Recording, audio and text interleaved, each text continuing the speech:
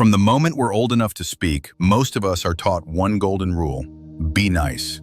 It's drilled into us by parents, teachers, books, and television shows. We're praised when we share our toys, when we speak politely, when we put others before ourselves. The word nice becomes synonymous with good, and we wear it like a badge of honor.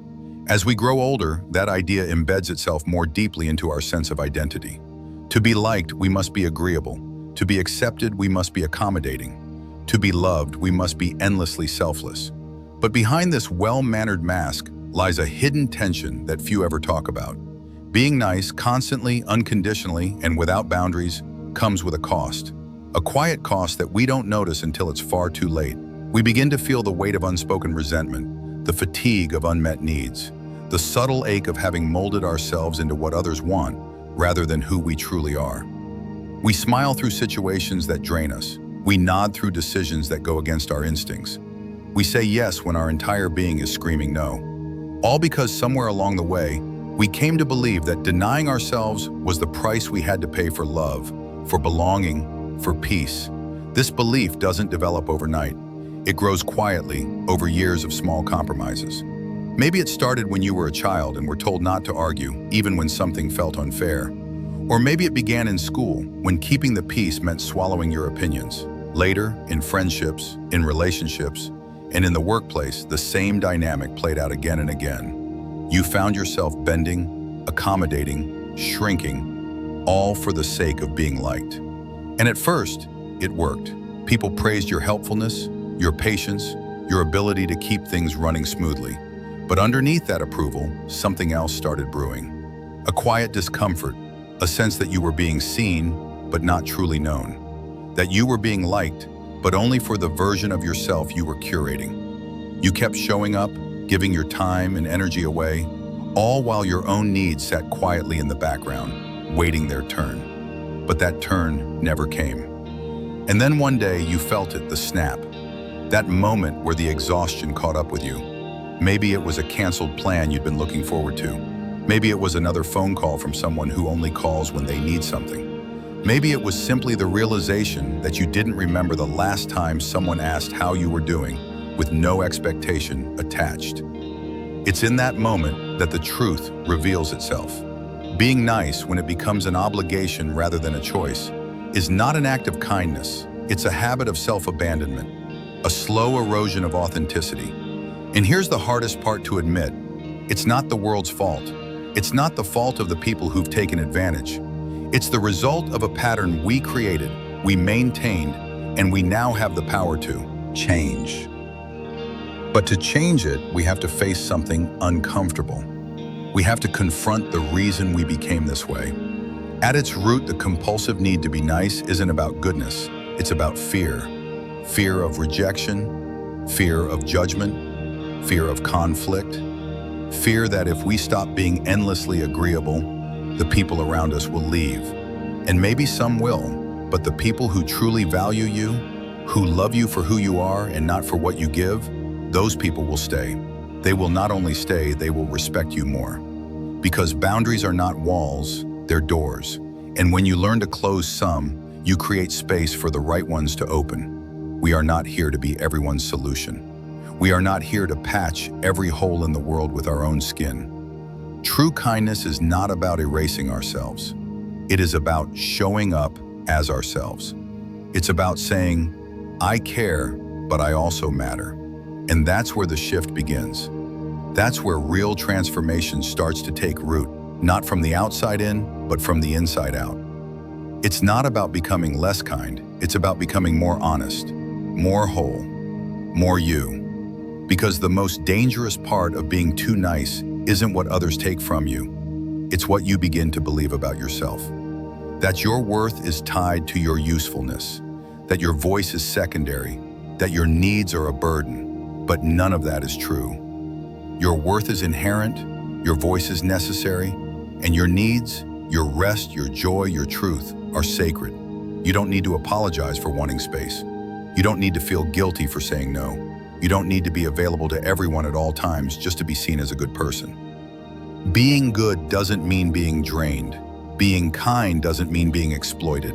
Because the world doesn't need more people who are nice at the expense of themselves. The world needs more people who are whole, who show up fully, who lead with both compassion and clarity. That's what it means to reclaim your life. That's what it means to walk through this world not as a mask but as a soul, unfiltered, unapologetic, unshakably you. And when you make that shift, when you start valuing your own time, energy, and voice as much as you value everyone else's, something powerful happens. You stop feeling resentful. You stop feeling invisible. You start to feel alive, aligned, awake. Because now you're not just performing kindness, you're living it. Not for approval, not for applause, but because it comes from a place that is rooted, centered, and real. And the kindness that comes from that place, that's the kind of kindness that transforms lives, including your own. There comes a point in every journey where you start to notice the weight you're carrying. Not the physical kind, but the emotional kind. The weight of always being available, always showing up, always saying yes, even when your body says no and your heart pleads for rest. It's subtle at first. You tell yourself you're being nice, and people thank you for it. They smile, they nod, they lean on you, and maybe for a while that feels good. There's a kind of warmth in being needed. There's comfort in knowing you've made someone's day easier. But then, gradually, the warmth fades, and all you're left with is the heaviness. Because when you constantly show up for everyone else and forget to show up for yourself, something inside begins to dim. You might not notice it right away, but your laughter doesn't come as easily. Your thoughts are cloudier. You start canceling on yourself, your goals, your passions, your peace.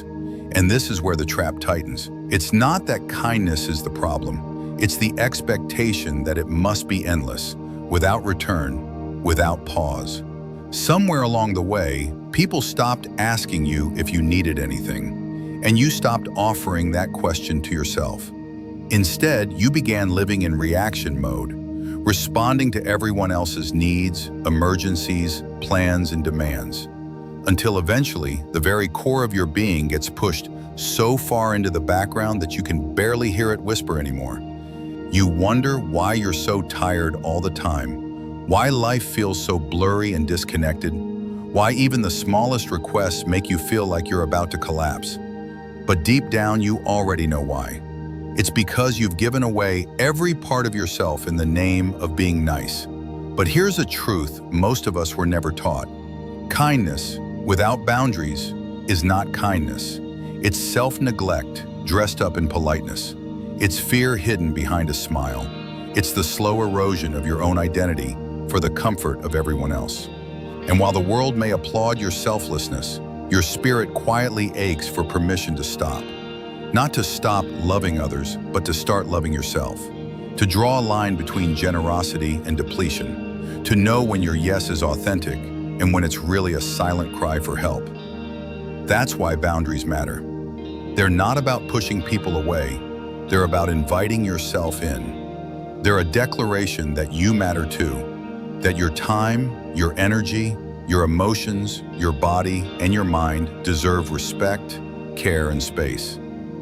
Boundaries say, I will help you, but not at the cost of myself.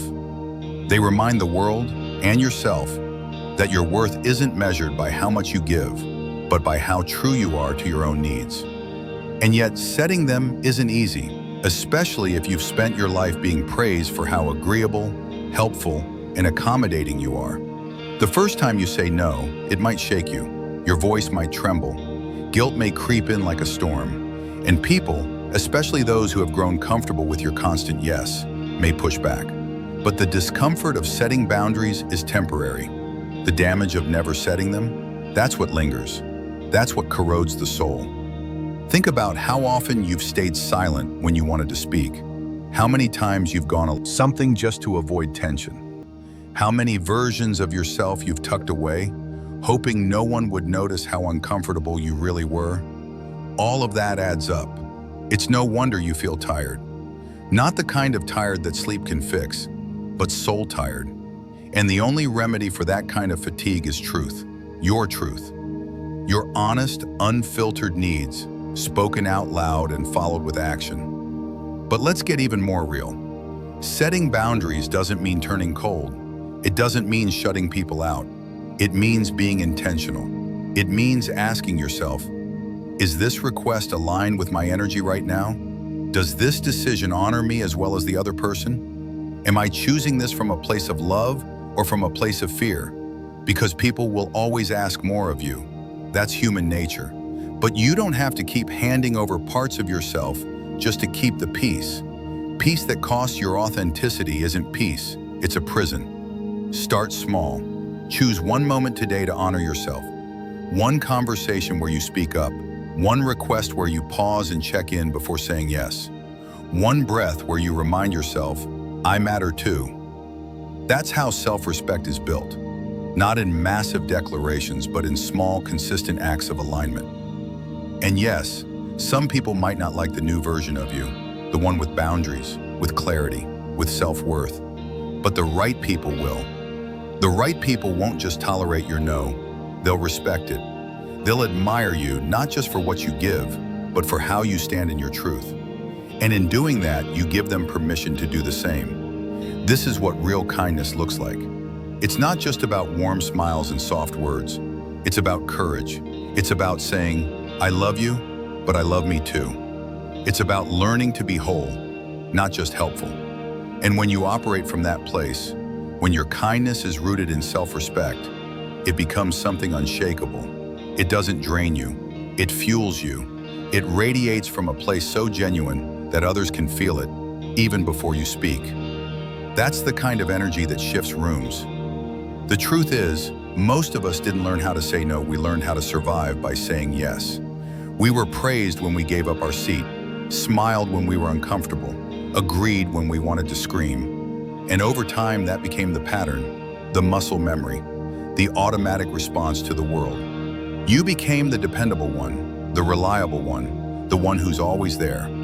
But the price was you, your time, your rest, your joy. Somewhere along the way, you started asking permission to exist on your own terms. And every time you put yourself second, it reinforced the belief that your needs didn't matter. But here's the hard truth. It's not the world doing that to you anymore. It's you. You're the one who has to break the cycle now.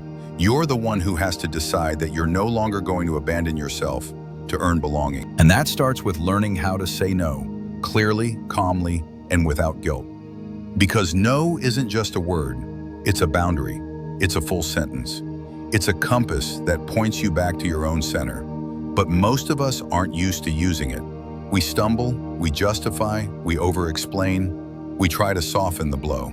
And that's okay.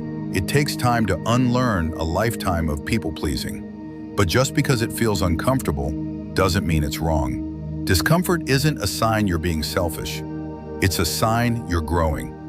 Think about how many times you've said yes and regretted it. How many hours you've given away to things that drained you, to people who didn't see you, to obligations that didn't serve you. That regret, that heaviness, it's your soul telling you the truth. It's your intuition raising its hand and asking, what about me? And it's time you listen. But learning to say no isn't just about protecting your time. It's about reclaiming your power. Because every time you say yes to something that doesn't align, you say no to something that does. Every time you say yes out of guilt, you reinforce the idea that other people's comfort matters more than your peace. And that's not the life you were meant to live. So what does a powerful no sound like?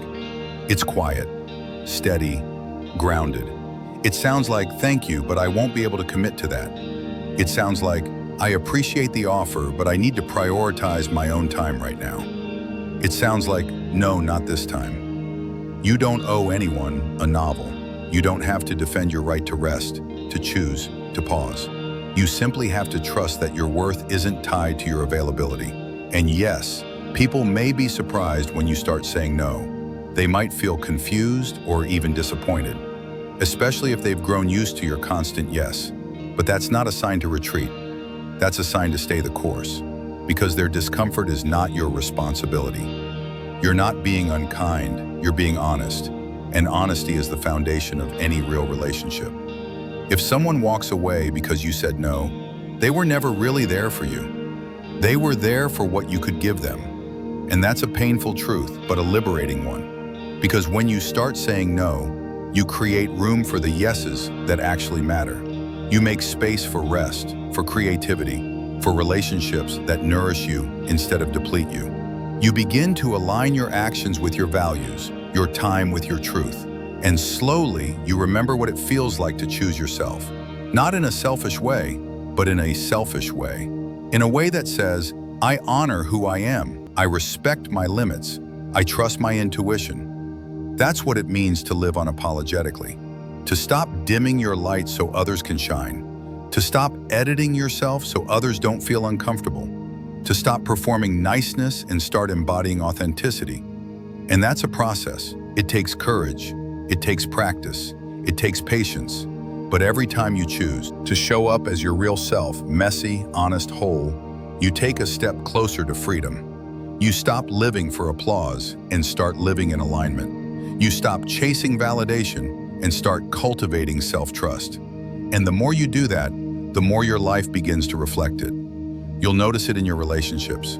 The ones who truly love you will rise to meet the real you. They'll respect your no. They'll celebrate your growth.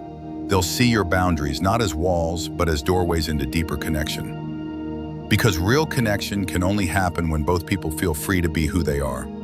Without fear, without guilt, without the need to perform. You'll notice it in your energy. When you stop pouring yourself into places that don't fill you back up, you'll have more to give where it matters most. You'll be less reactive, more grounded. You'll feel more present in your own life instead of constantly rushing to meet everyone else's expectations. And you'll notice it in your inner world. That quiet place inside you, the one that's been aching to be heard, will finally start to speak again. You'll hear your own thoughts more clearly. You'll feel more connected to your purpose.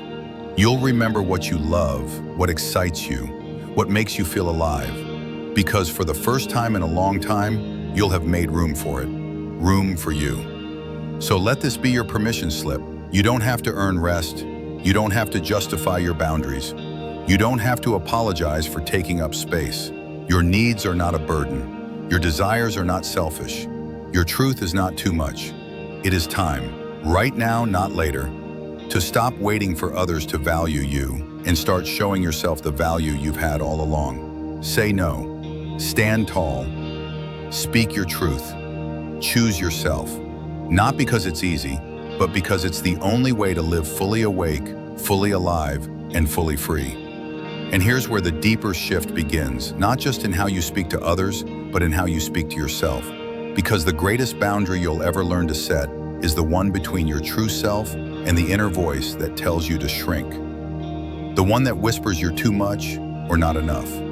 The one that insists you should just keep being nice, keep giving in, keep the peace no matter the cost. That voice has been with you for a long time. Maybe it sounds like a parent or a teacher or the version of yourself that survived hard times by staying small. But it's not the voice of your highest self. Your highest self knows your worth isn't determined by how convenient you are to others. It knows that your value isn't found in your sacrifice, but in your presence, your truth, your integrity. So let's talk about what happens when you finally silence that old voice. When you start to live in alignment with your boundaries, your values, and your authenticity, something powerful happens. You begin to trust yourself, really trust yourself, not just to make the right choices, but to feel what's right in your bones, and act on it without second guessing. And that's a rare kind of confidence, the kind that doesn't need permission because it's rooted in clarity. You know who you are, you know what matters to you, and you're no longer willing to abandon yourself just to be accepted. This is what authenticity looks like, not a perfect polished version of you, but a real one. The version of you who honors your yes and your no with equal honesty. The version of you who sets boundaries, not to push people away, but to invite in relationships that are based on mutual respect. The version of you who no longer seeks validation like oxygen, but instead breathes freely in the space you've created for your truth. And yes, some people may fall away when you step into that truth. Let them. That's not a loss.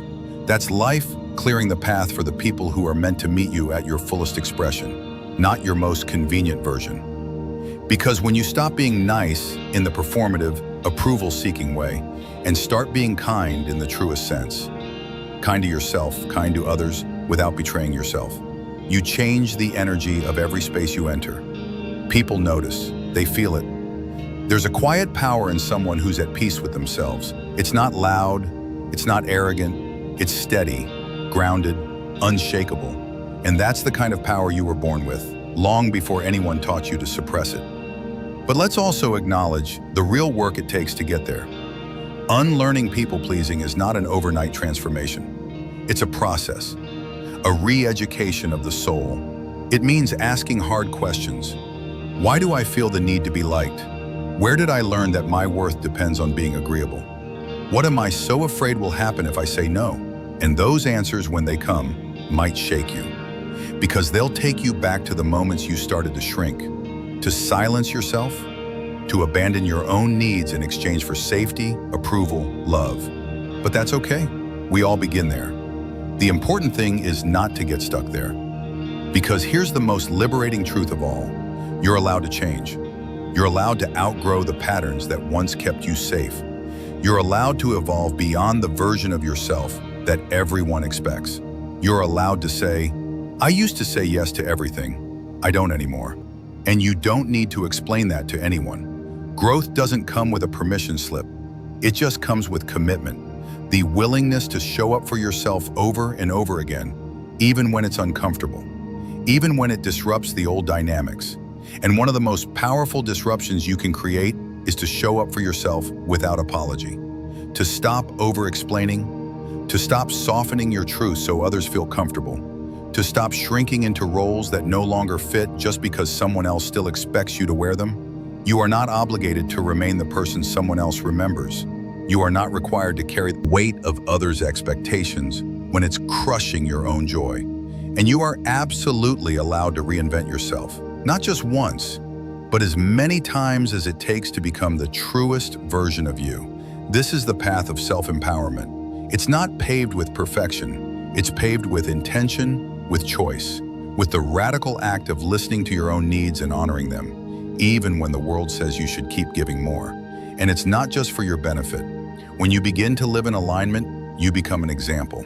You model a new way of being, one where self-love and kindness are not opposites, but partners, where boundaries are not walls, but invitations to deeper connection, where saying no doesn't close doors, it opens the right ones. So what does it mean practically to live this way? It means waking up and checking in with yourself before checking your messages. It means asking, what do I need today, before asking what everyone else expects? It means saying yes with your whole heart and no with the same clarity. It means protecting your peace like it matters, because it does. It means letting go of relationships that only thrive when you abandon yourself. And it means building a life that's not just full, but full of you. This is not selfishness, it's self-respect, it's soul alignment. It's the deepest form of kindness, because when you are kind to yourself, you expand your capacity to love others in a way that is real, sustainable, and rooted in truth. You stop giving from depletion and start giving from overflow. You stop bending over backwards to keep the peace and start becoming the peace that others feel in your presence. So take a breath, drop the guilt, drop the role, drop the pressure to be endlessly agreeable, and rise into who you really are. The world doesn't need more nice people who say yes out of fear. It needs whole people, authentic, grounded, brave enough to honor themselves, brave enough to say, this is who I am, this is what I need, and I'm not sorry for it. That's not rebellion, that's liberation, and you deserve nothing less. There comes a moment in everyone's life, a quiet, often uncomfortable moment, when you look in the mirror and ask yourself, why do I feel so tired? And it's not the kind of tired that a good night's sleep can fix. It's soul tired. It's the fatigue that comes from carrying the weight of too many expectations, too many obligations, too many unspoken truths. And you begin to realize it's not life that's exhausting you. It's the version of yourself you've been performing to please others. The mask, the smile, the constant, exhausting niceness. That's what's wearing you down. And deep down, you know it. Because being the nice one isn't just a habit, it's an identity that's been shaped over years. It starts small, a forced smile when you're upset, a quiet yes when your whole body is screaming no, a willingness to put yourself last because it feels easier than confronting disappointment. And it builds. Over time, you forget what it feels like to be real, to speak honestly, to take up space without apology. You learn to anticipate other needs before your own, to preempt conflict before it arises, to be agreeable even when it costs you your authenticity. You become the emotional caretaker, the peacemaker, the dependable one. And for a while, it works. People like you, they praise you, they lean on you. But inside, something begins to wither. Because no one sees the real you, not even you. And then one day, you hit a wall. Maybe it's quiet, just a feeling of emptiness that won't go away. Or maybe it's loud, a breakdown, an outburst, a moment when you finally say, I can't do this anymore. That's the turning point, the unraveling. The moment you realize being nice isn't working anymore, not like this, not at the cost of your peace, your voice, your health. And from that place, raw, honest, real, you finally see it clearly. You don't want to be the nice one. You want to be the true one. You want to be whole. That's when the real work begins. And it's not glamorous. It's not quick. It's a slow, deliberate peeling back of every layer you put on to keep others comfortable. It's looking at all the ways you've been abandoning yourself. It's grieving the years you spent silencing your truth for the sake of harmony. And then it's choosing something different, choosing truth over comfort, integrity over approval, self-respect over convenience. And that's what makes the journey so powerful. Not that you become colder or harder, but that you become clearer, more honest, more aligned. You start to notice the difference between true kindness and performative niceness. Kindness comes from fullness. Niceness often comes from fear. Kindness sets boundaries. Niceness avoids conflict. Kindness is generous without being self-sacrificing. Niceness gives until there's nothing left. And when you start to choose kindness with boundaries, something magical happens. People start to meet the real you. Not the agreeable version, not the mask. You. And yes, some will leave. But others, the right ones, will stay. Because they're not drawn to your compliance. They're drawn to your truth. And maybe for the first time, you'll start to feel what it means to be loved for who you really are. Not for how well you perform, or how much you give, or how little you need. Just for you. And that kind of love, it changes everything. It reminds you that you never needed to twist yourself into knots to be worthy. You were always enough. You just needed to believe it. You just needed to reclaim it. This reclamation, it won't look the same for everyone. For some, it means finally saying no. For others, it means speaking up in a room where you used to stay silent. It might mean walking away from a relationship that only survives when you abandon your needs. Or it might be as simple and as profound as standing in front of the mirror and saying, I matter, my needs matter, my voice matters. These are small acts, but they're radical. They are declarations of worth, of presence, of wholeness. And the more you practice them, the stronger you become. Not in the way the world defines strength as dominance or toughness, but as inner solidity. You become rooted, grounded. You know who you are, and that knowing protects you from the chaos of the world. It keeps you from chasing validation. It keeps you from bending to every opinion, every demand, every expectation. Because you no longer need to be liked by everyone. You just need to be true to yourself. This is the quiet revolution. The gentle, radical act of choosing authenticity over acceptance. It doesn't require shouting or grand gestures. It requires presence, awareness, the courage to pause and ask yourself, what do I really want? What do I really need? And then honor the answer, even if it's inconvenient, even if it disappoints someone, even if it scares you. Because the more you do that, the more you realize that living authentically is not the risk. Pretending is the risk. Performing is the risk. Losing yourself to be liked is the risk. So today, if you feel tired of being the nice one, let this be your invitation. Not to become someone else, but to return to who you were before the world told you to shrink. Before you were praised for being quiet, agreeable, easy to manage. Return to that voice inside, the one that knows your worth, even when you've forgotten it. The one that says you don't have to earn love by giving yourself away. The one that says you deserve rest, respect, and real connection. That voice is still there, and it's waiting for you to listen. And when you do, you'll begin to see how beautiful life becomes when you stop performing and start living. How light you feel when you let go of guilt. How powerful you become when you walk through the world as your whole self. Not for approval, not for applause, but for peace, for alignment, for truth. Because at the end of the day, the most radical thing you can do in a world that asks you to be everything for everyone is to be fully, unapologetically yourself. There is something sacred in the act of returning to yourself. Not in a loud, dramatic way, but in the quiet decision to finally stop betraying your own heart. That is where real transformation begins.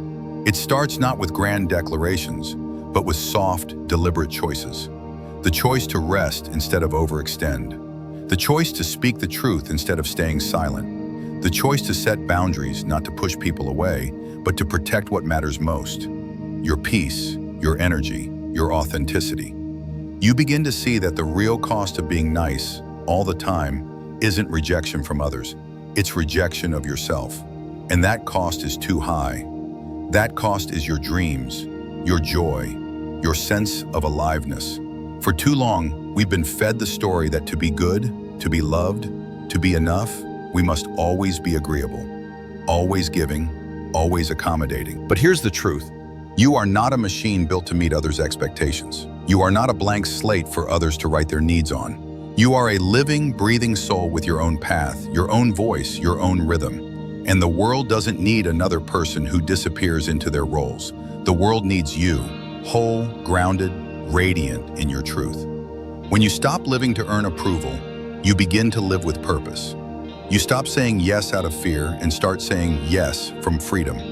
You begin to trust that your value isn't tied to how little you ask for or how much you endure. It's in how fully you show up, for yourself, first and foremost. And ironically, the more you honor yourself, the more you actually have to give, not from depletion, but from overflow. Not out of obligation, but out of alignment. You give without losing yourself because you've stopped making others' comfort more important than your own truth. This is what self-love really looks like. It's not only soft and sweet, sometimes it's fierce. It's the strength to walk away from people who only love the version of you that shrinks. It's the courage to disappoint others if it means being true to yourself. It's the wisdom to know that peace is not found in constant people-pleasing, but in living a life that is deeply yours. A life rooted in clarity. A life that reflects who you are, not who the world told you to be. So what happens when you stop being nice in the way the world expects? You become real. You become honest. You become powerful in the quietest, most unshakable way. And yes, not everyone will like it. Some people might walk away. Some might call you selfish, difficult, ungrateful, but that's not your burden to carry. That's the noise of people who were never truly invested in your wholeness, only in your compliance. Let them go. Let them misunderstand you, because the people who truly see you, truly love you, won't need you to be small to keep them close. What they'll love is your clarity, your boundaries, your light. They'll meet you in the space where you no longer have to perform, where you no longer have to sacrifice your truth for their comfort. And when you begin to surround yourself with those people, with those relationships, you'll start to heal, not just from exhaustion, but from the old belief that love must be earned through overextension. You'll start to remember that love, in its truest form, has never asked you to erase yourself. Let that be your compass moving forward. Choose the life that feels light, not heavy. Choose the relationships that energize you, not drain you. Choose the version of yourself that feels whole, not hollow.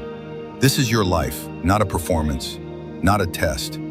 It's a sacred space meant to be lived from your truth. And if you're still learning to let go of the nice mask, that's okay. There's no rush. Start small. Say no when it matters. Rest when you're tired. Speak when something doesn't feel right. The more you do this, the more you'll build the muscle of authenticity. And with time, you'll find yourself living in a state of alignment that no external validation can ever replace. Because true peace doesn't come from being liked. It comes from being honest. With yourself, with others, with life. And once you taste that peace, once you feel the ease of walking through the world without constantly editing yourself, you'll never go back. So here's the final truth. The greatest kindness you can ever offer the world begins with the kindness you offer yourself. That's not selfish, that's sacred. And the moment you start living from that place, not seeking permission, not shrinking, not apologizing, you become free. You become you. And that is more than enough.